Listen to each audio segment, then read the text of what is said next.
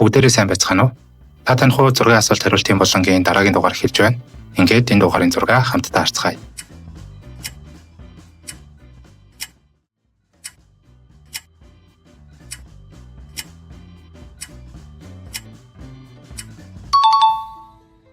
За 10 секунд дуслаа. Зурагт харагдаж байгаа хүн бол Оросын холбооны улсын баатар Цэдэн-Жапов алдар Баатарович буюу Баатрын алдар гэдэг бурят залуу байна.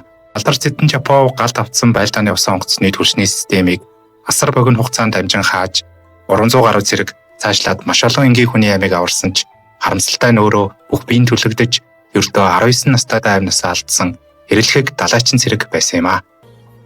Баатрын алдар Оросын холбооны улсын өвөр байгалийн хязгаарын агийн бурятын тойрогт 1991 оны 8 сарын 4-нд төрсөн.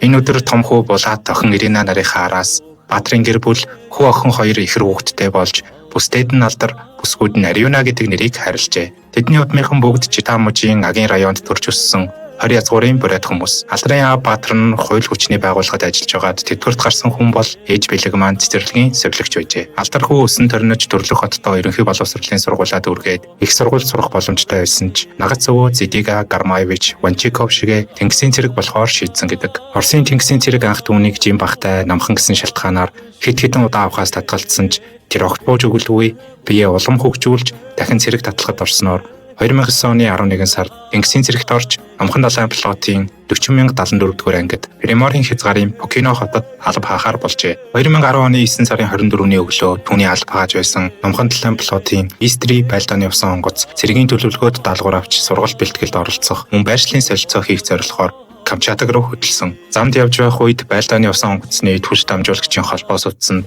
богино холбоо үүссэний улмаас хоромхон зуурт гал асар ихээр дүрлзэн асжээ. Гал маш хурдтайгаар газар авч байсан учраас юугаа онгоцны түлшний сав руу орж дэлбэрэлт үүсгэх аюул нүрлэв. Тухайн үед уурын зуухны жижүүр хийж байсан алдар хоромхон зуурч хэрэгэлзэлгүй гал руу орсон. Осол болох үед олон орос цэргүүд төгшүүрийн дохоогоор орсон ч алдар 9 секундын хугацаанд бүхнээс өрсөж хар ирчээрээ түлшний системийн хаах хавхлагыг мушгин түлшний холболтыг салгаж амжжээ. Хэрвээ алдар түлшний сав дэлбэрэх аюулыг зөв тогтоож аюулгүй болгоход өчүүхэн төдий хугацаа алдсан бол хэдэн зуун тонн түлш дэлбэрч 300 гаруй усан цэргийн амьд төдийгүй ойр орчимд нь явж байсан хөлөг онгоцнууд цаашлаад эрэг дагуух тосгоны оршин суугчид ч ам өргөдөх байсан гэдэг. Байлдааны усан онгоцны уурын зуухны хэсгээс алдрыг гарч ирэхэд түүний биед түлэгдээгүй хэсэг үлдээгүй байсан. Автомат систем ажиллагаагүй болсон байсан учраас гал дунд байсан түлшний системийн хавхлагыг алдар амжиж гараараа хаахтаа бүх бие нь түлэгдэжээ. Алдрыг Владивосток хот дахь Номхон далайн флотын цэргийн эмнэлэгт хүргэж ирсний дараа эмч нар түүний амийг аврахын тулд олон хоног тэмцсэн боловч аав ээж ойр дотныхонтойгоо уулзаж амжаад 4 хоногийн дараа 2010 оны 9 сарын 28-нд 19 настайдаа хорвоо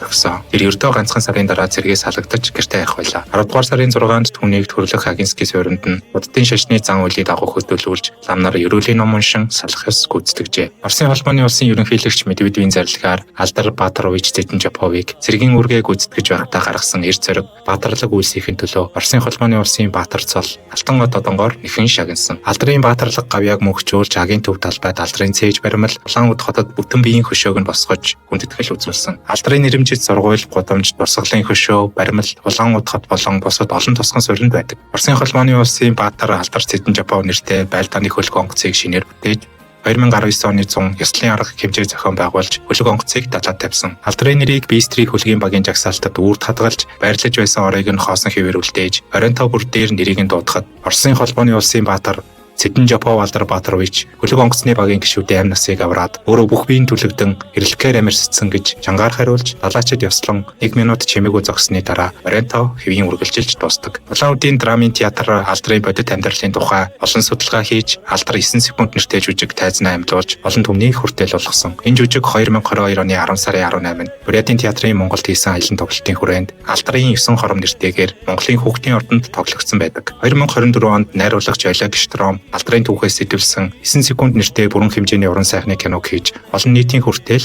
ус болгожээ. Алдар шиг эгэл хэрнээ агуу хүмүүсийн түүх бидэнд амьдралын үн цэнийг сануулсаар байдаг. Та бүхэн энэ баатарлаг залууг нэг хоромч гисэн дурсан санана гэдэгт итгэж энэхүү мэдээллийг бэлтгэлээ. Дараагийн дугаараар уулзлаа. Баяр та.